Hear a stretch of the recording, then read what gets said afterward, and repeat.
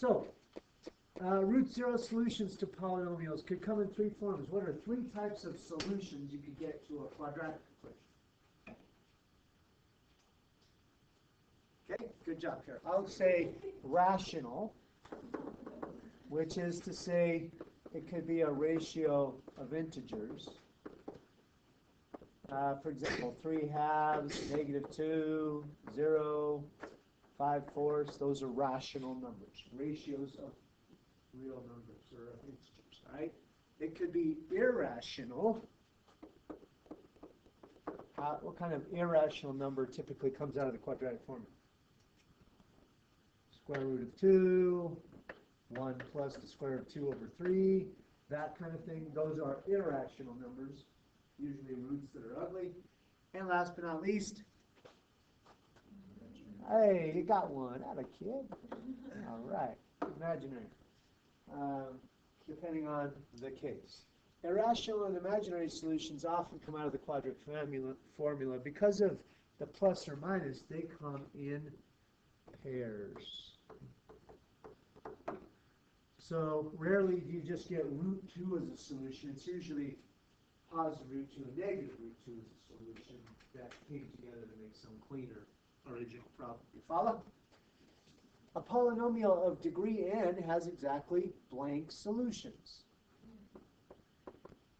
N solutions. That makes sense. A linear equation has one solution. Quadratic equation has two solutions. They don't have to be unique solutions. So for example, if I say x plus 2 squared equals 0, what are the solutions? -2 and -2. There's two solutions to there still because there are two roots, but each one is the same. So they don't have to be two unique solutions. They just have to be two solutions. Do you follow? Or n solutions. Because irrational imaginary solutions come in pairs, an odd degree polynomial must. This one's not so intuitive here. So if you had a cube, for example, say you had x plus root 2 and x minus root 2. Then a cube would have to have one more solution, right? Do you agree? All right. So because ugly ones come in pairs, you'll find that a cube or a fifth degree will always have one clean solution. Right?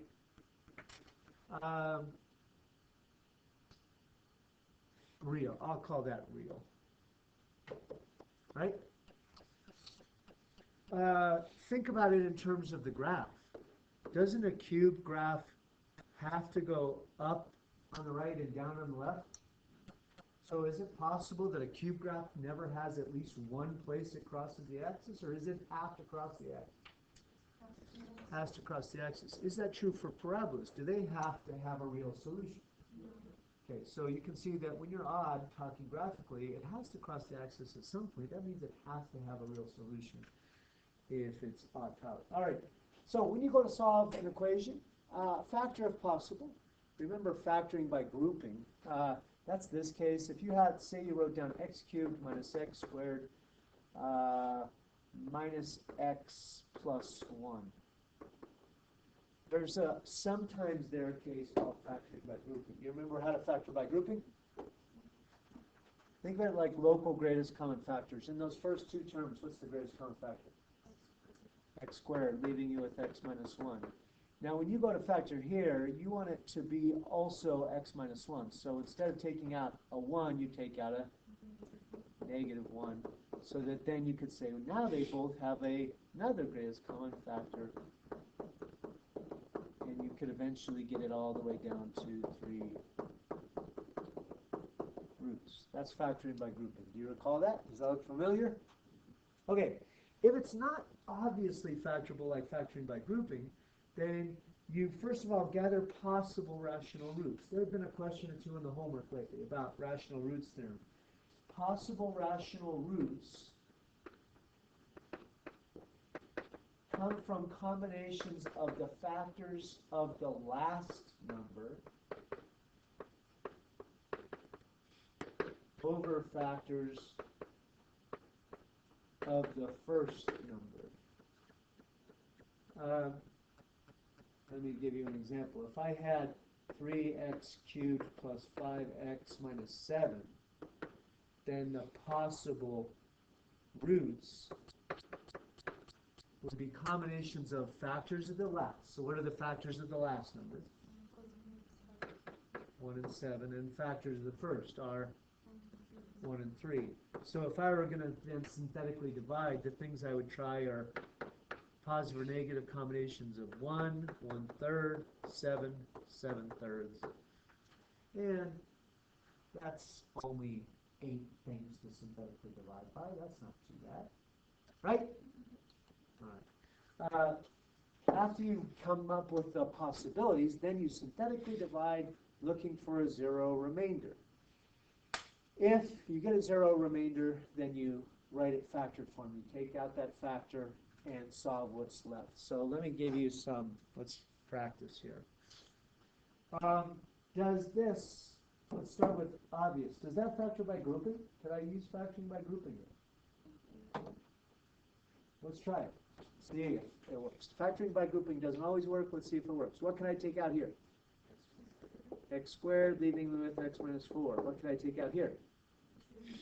Negative 2, leaving me with. So does it feel like factoring by grouping works? Yes. Yeah, factoring by grouping works if when you factor those are identical. That is a good outcome. X minus 4 then times x squared minus 2. And so what are your 3 solutions? 4 obviously, and what are the solutions to x squared minus 2? Plus or minus square root of 2. What kind of solutions does this have? 1, 3 real, they're all real. 1 rational and 2 irrational. All right. Let's go this one. Does this factor by grouping? Well, not so much, right? So in this case, then, no factoring by grouping. We're going to do possible roots. We're going to gather the candidates of what might work. And what might work are factors of the last. What are the factors of the last number? 1, 2, 4, and 8. Over factors of the first. Thankfully, factors of the first in this case are just 1. So we could try synthetically divide by positive or negative 1, positive or negative 2, positive or negative 4, positive or negative 8. Now that step is worth it because it keeps me from wasting time. If you ever did this, then I would know you don't know you're wasting your time. There's no way that's going to work. It will not work. It's not in the list. It's stuff that could work. So it's to keep you from wasting your time. All right. That said, let's review the synthetic division process. How good are your synthetic skills? Pretty great or really great?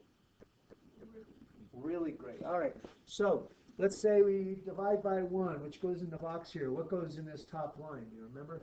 1, -1, 2. Okay. Remember, sometimes you'll get a non-factor and you'll need a placeholder. So for example, if there weren't any x's in there, you'd need to put a 0 in there for x to hold the place, all right?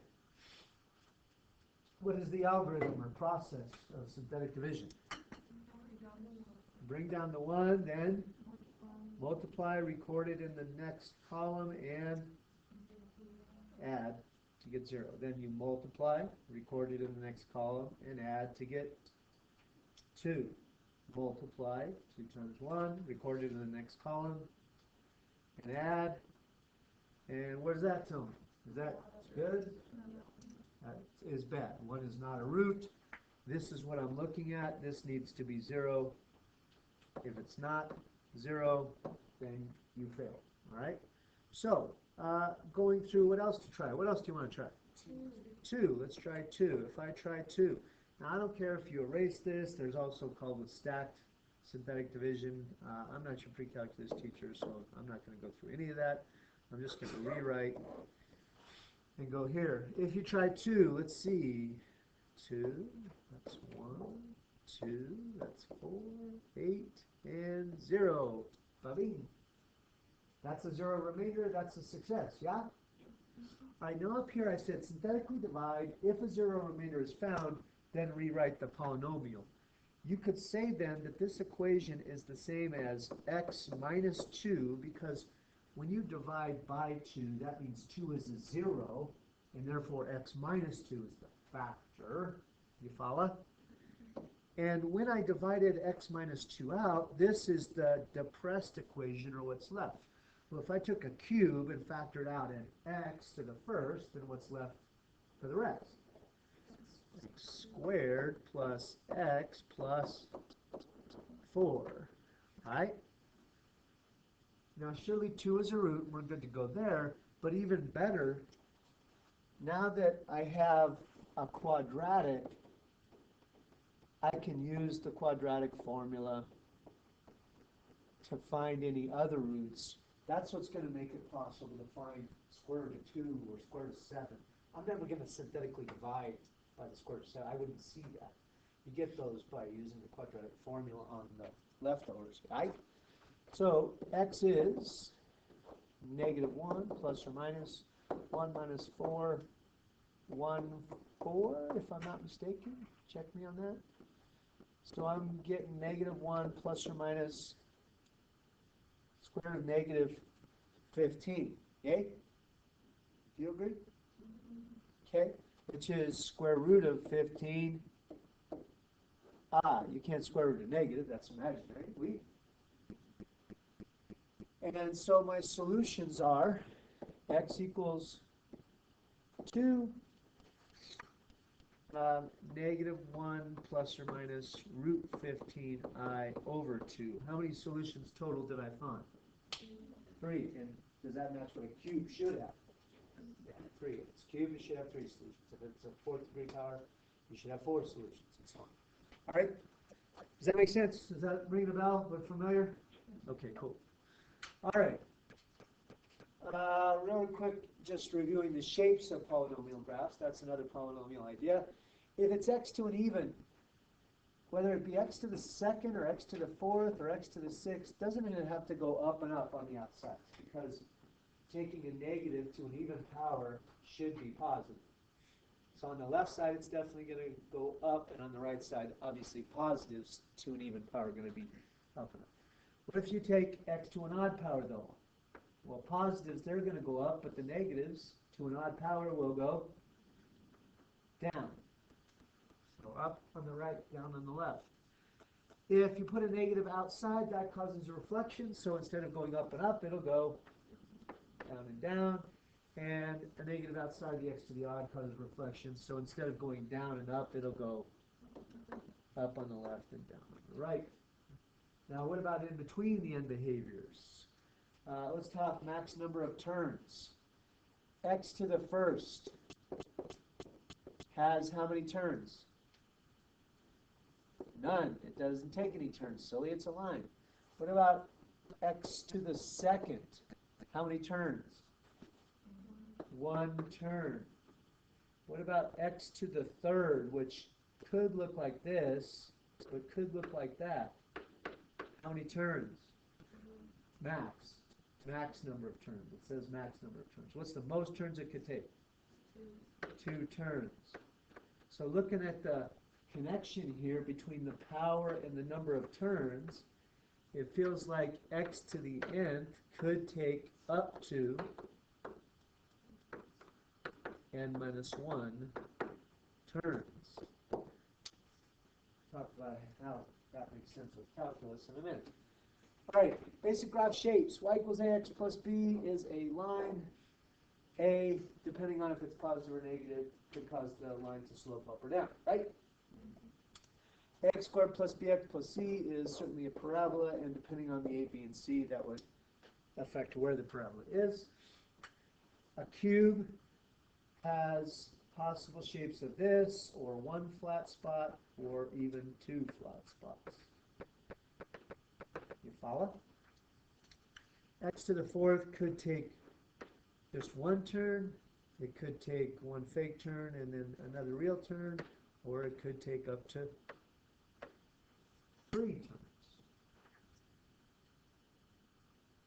With me?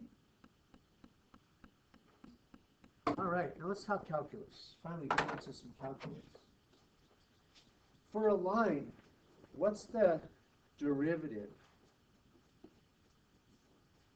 The derivative of a line is a constant which has no zeros. So a line has no zeros or no zero tangents, and therefore it has no flat spots. Cool. What about the derivative of a quadratic? The derivative is what power? 2a to the x plus b equals 0. How many solutions does a linear equation have? How many solutions to this?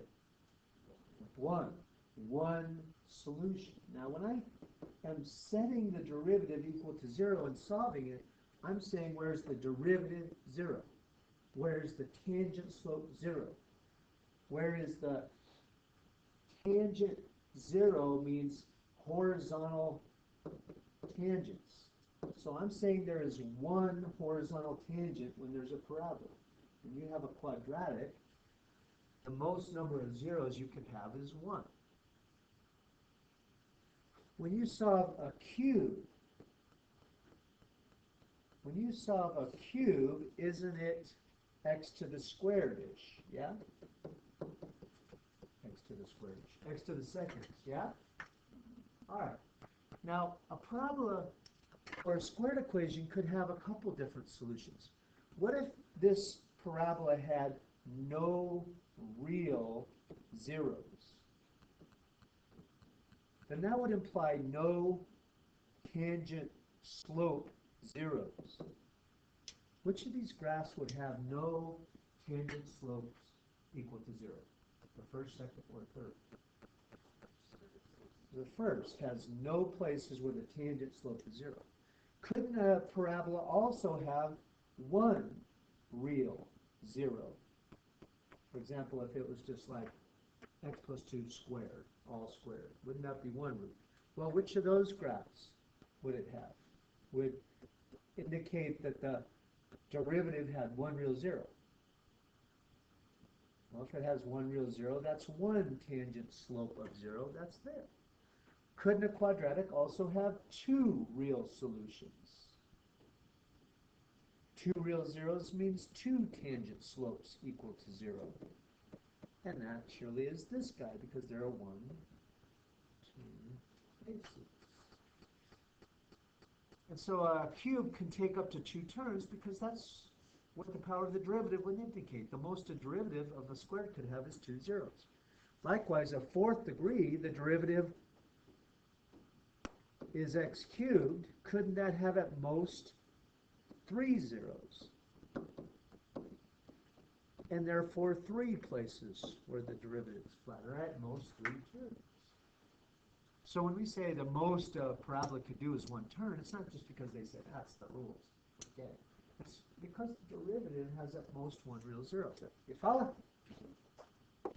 Let's talk the first derivative test then. This is a huge, I'm talking gigantic idea of calculus, big idea of calculus. If you draw any function that's increasing, say this or this, what do you notice about the tangent slopes? If it's increasing, the derivative must be positive. All right, now let's first nip something in the bud. When we say increasing, it's implied that as you go left to right. So if you're some kind of kid that argues with their parents all the time, say, I think it's decreasing, man. If you go this way, it's going down. You don't go this way. You go that way, only, period, man. So it's only left to right, and only left to right, the slopes are increasing. You follow? All right, so that is a big idea of calculus. where the first derivative is positive, the function must be increasing. If the derivative is positive, the function is increasing.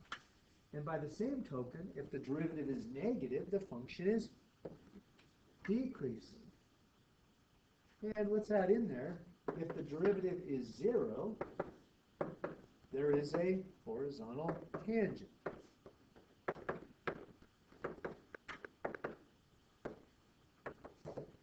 All right. Now these problems then are not just going to be calculations, but justifications. You're going to be doing some writing here. If, for example, I said find where this cube is increasing. First, appreciate the calculus is awesome, because if I wanted to graph this and I didn't have a calculator, it would be some major tedium. But with the calculus, it's going to go great. I just need to find where f prime is positive. To do that, I'll need to do three things. Find f prime, find where f prime is 0, because that's the great dividing line or stopping point between positives and negatives, and then sign test. You've got to be able to sign test in calculus. All right, so what's the derivative, please? Peyton, hit me with the derivative.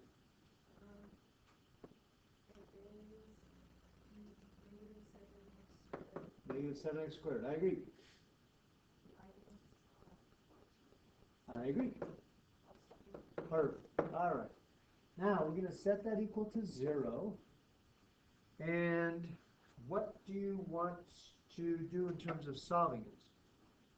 Factor. All right. Now, whenever you say factor, it's crucial that you take the negative 7 out front.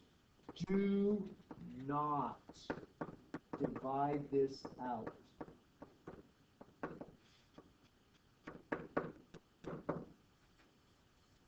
Do not divide it all the way over. Out front only. Leave it out front. Why?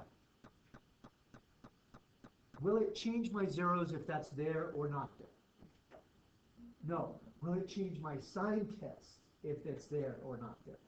Yeah, big time. Okay. So if you divide that negative 7 out altogether, then you are going to include exactly the wrong answers. You're going to say there's a min where there's a max, and there's a max where there's a min. Never divide it all the way out. Only out front. Understood? Okay, so when I take that negative 7 out, I get x squared plus 2x minus 3. Really? Right? This is factorable because I'm a sweetheart. And how does that factor? Anjali, how'd I do? Darn it. Okay, Miss Reeser, how do you do that?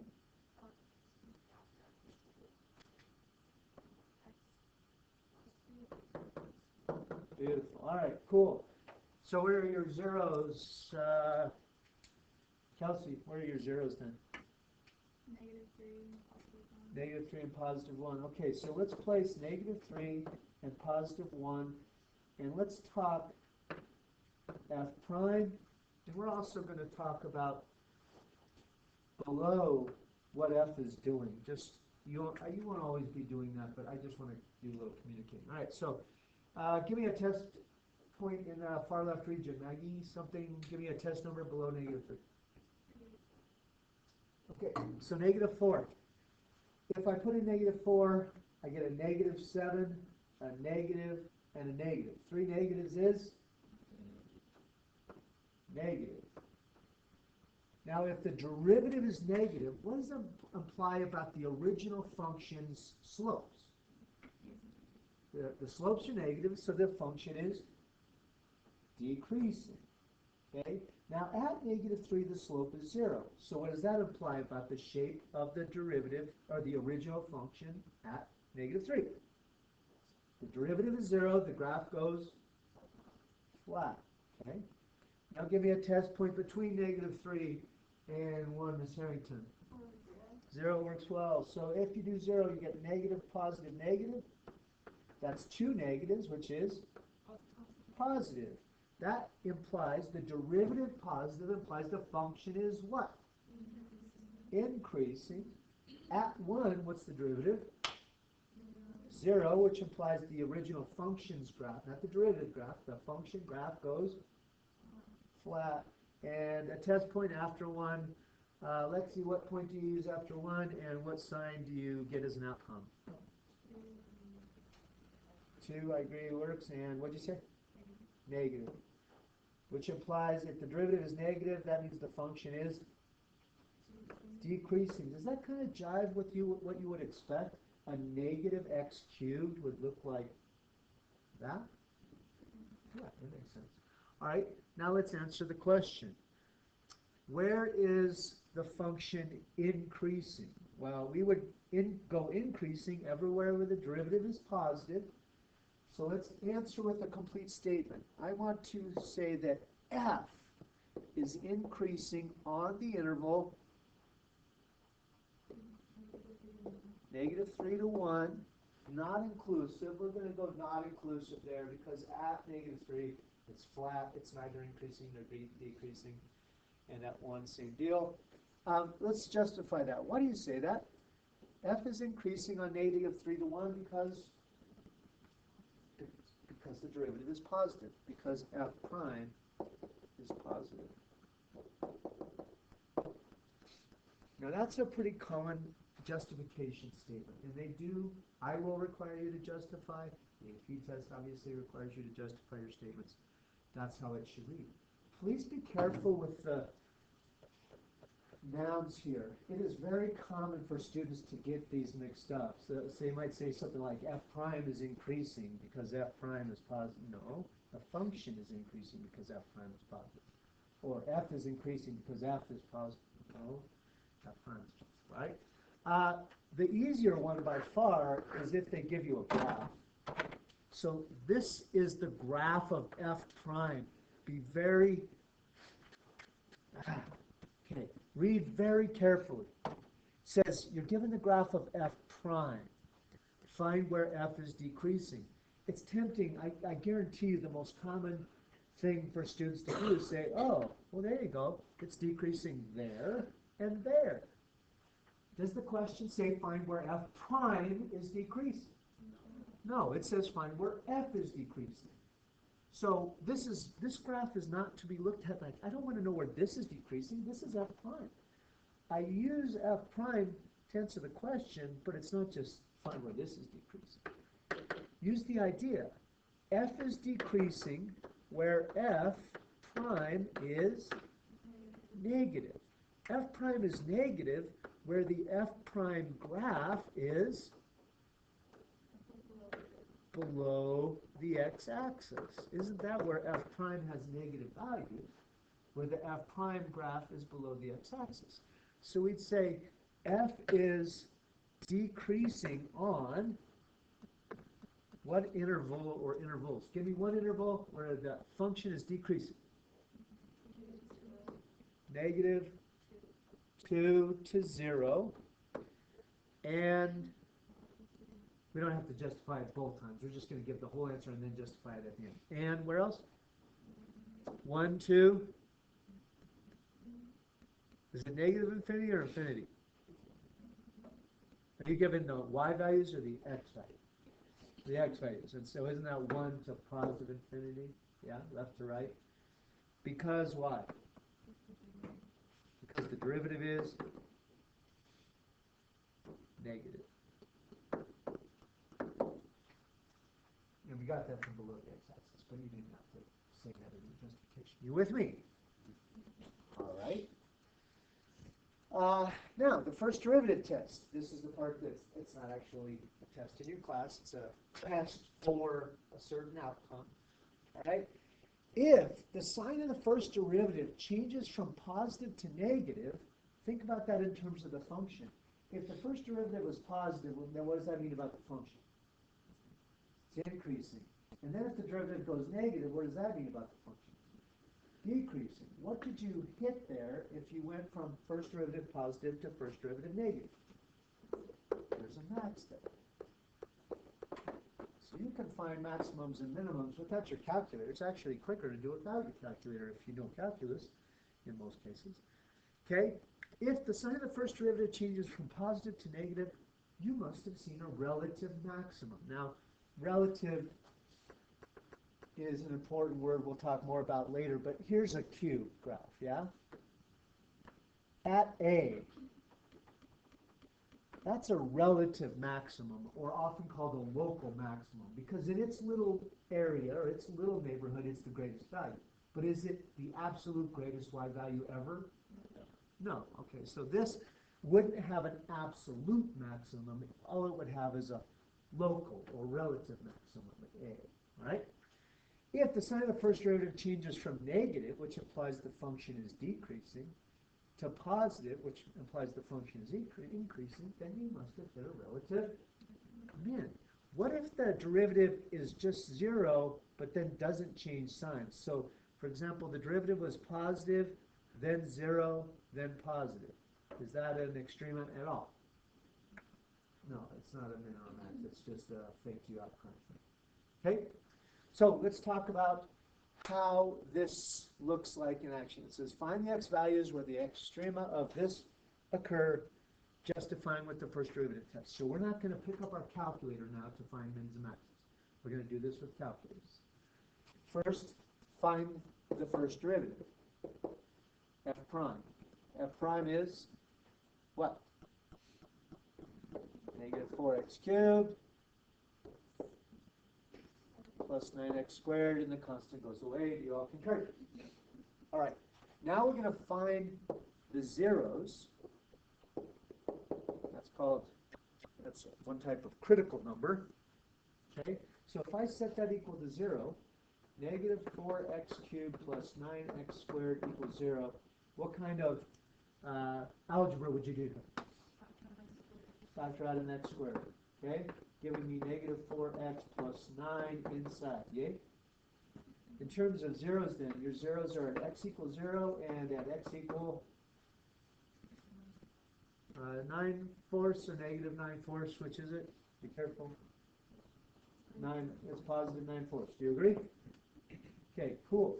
Now we're going to sign test to see how signs are changing. So place the zeros of the derivative on the number line, and we're going to plug into the derivative. We're sign testing the derivative, not the function. I want to know what the derivative signs are so I can get the slopes.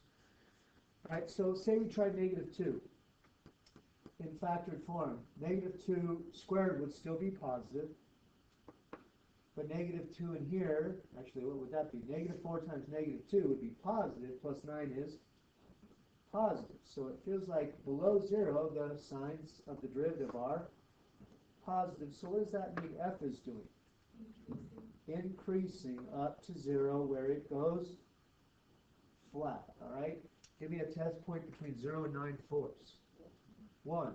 If I plug in 1, I get positive, and negative 4 plus 9 is also positive. So it went flat there and then changed to decreasing.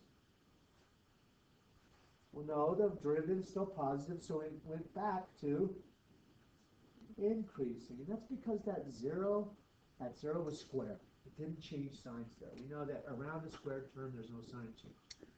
All right, after 9/4, say 10 or a billion. A billion squared is positive. Negative 4 billion plus 9 is negative. 1 negative multiplied is negative.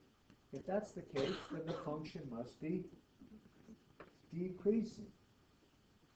So in terms of finding the extrema, find the x values where the extrema occur. Extrema is just global mins or maxes, okay, extreme values. We would have no maximum, no minimum conclusion. There is no minimum. But there is a max at 9/4. So here's where you need to say it well. This needs to be done very well. It's a conclusion in words. It's a complete statement.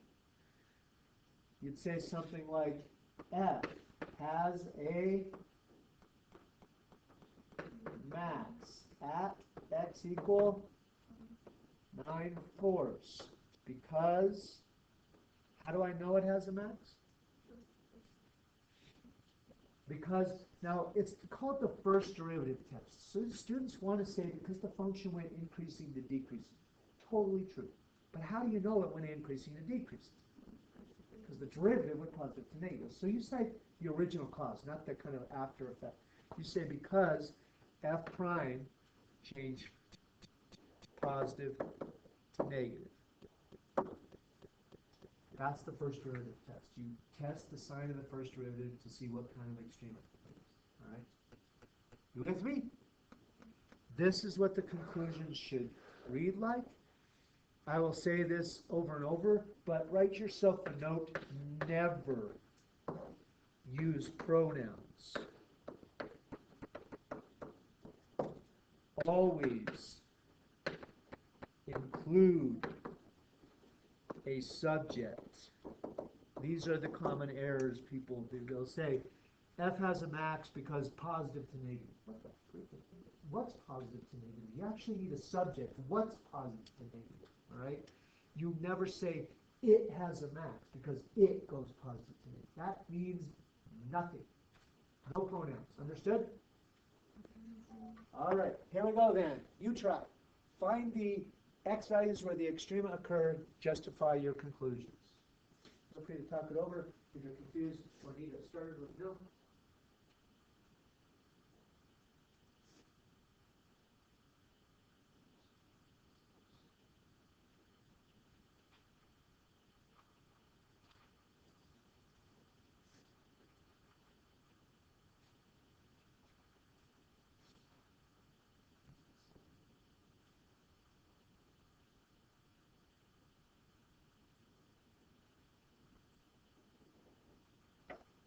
Just do that. Okay. Yeah, whatever you I prefer. Yeah. Oh, that's just.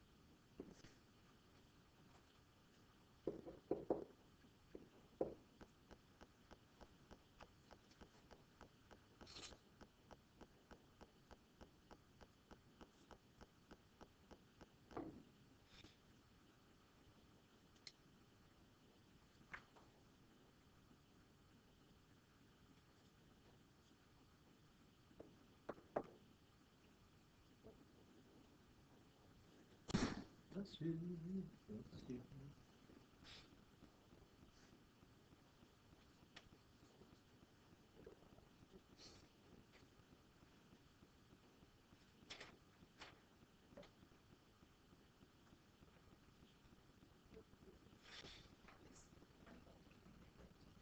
Yeah, please do talk it over with your math amigos. Once you get to when you're done as can be.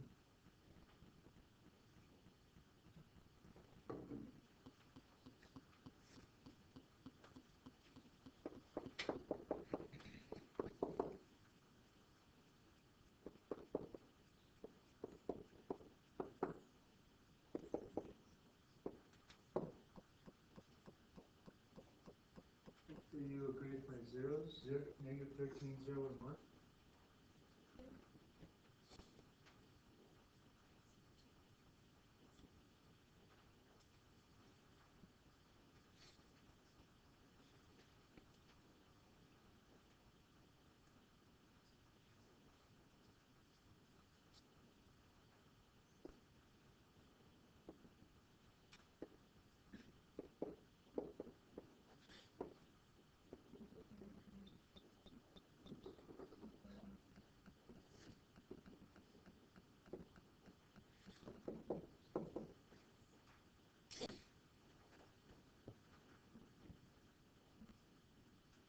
extrema did you get?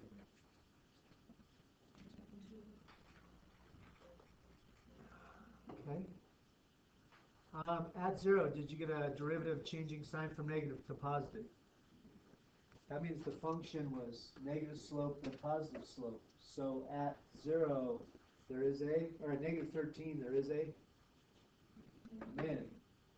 When you went from negative 13 to 0, it should have been increasing until you got to 0, and then derivative went negative, so it went back to decreasing. So at x equals 0, there is a max. And being from 0 to 1, the derivative was negative until you hit 1, then the derivative went positive. That means at 1 there is a min. Now I'm not asking you to check all your pre-calc knowledge at the door. Does that look like x to the 4th? Yeah, that's a possible shape of x to the 4th. So that should confirm what you know in pre-calculus, at least until you get to stuff where the graph you don't know, which will happen. But let's go. F has, you don't have to write 3 different statements. You can write, say, F has max at x equal what?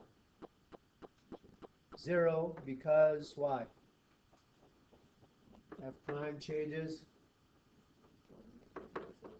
positive to negative there, all right?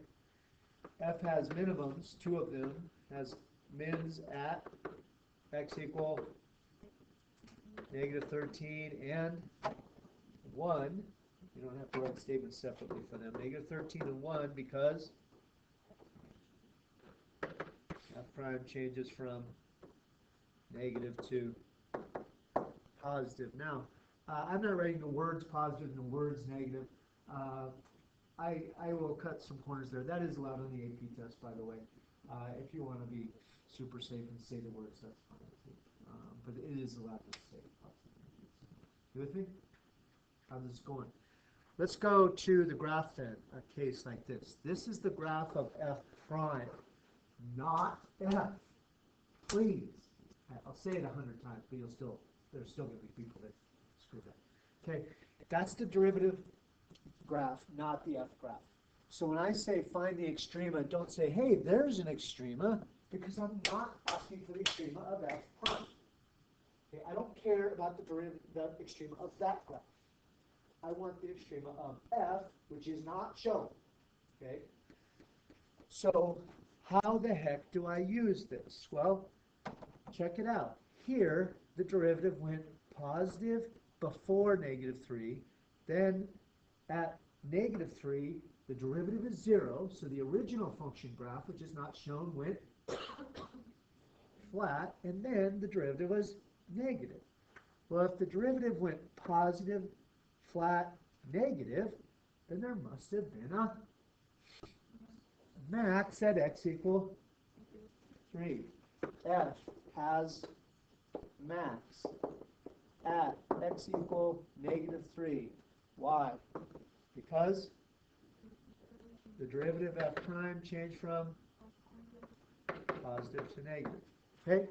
What about at 2? What's going on at 2? There's a 0 there, so it went flat there. The derivative was negative, so the curve was decreasing. It goes flat at 2, but then what does it do after 2? The derivative is negative, so it goes back to decreasing. So was there an extrema at 2? No. So is just a 0 enough for an extrema?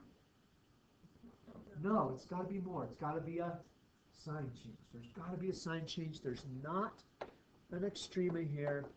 It's because there's no sign change. It's got to be more. It can't be just a 0.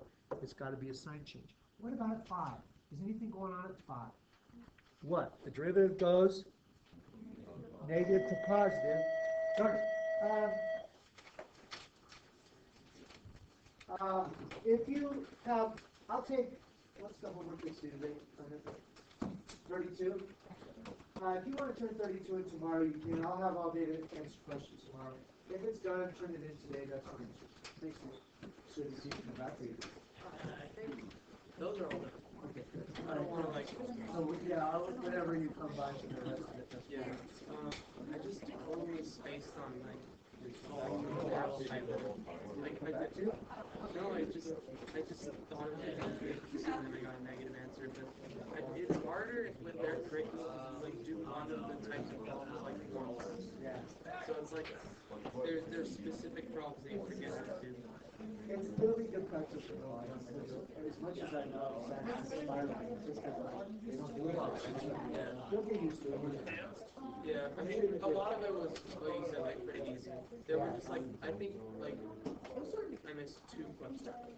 It's like, I just, with that many questions, one question sounds like. yeah, there's a lot of gimmies that Some way up. Yeah, we're good.